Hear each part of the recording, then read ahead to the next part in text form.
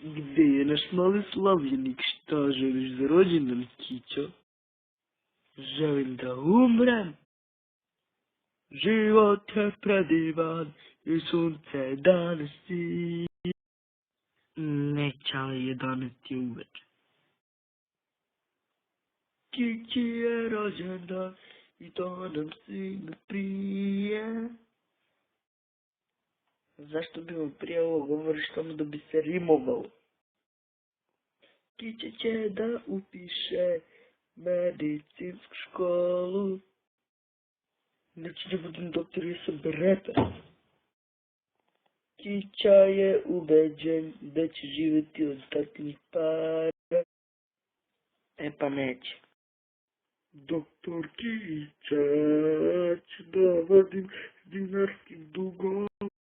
Doktor Kića da bi platio odvikavanje od vinjaka. Doktor Kića će da mi kupuje viskar svaki dan.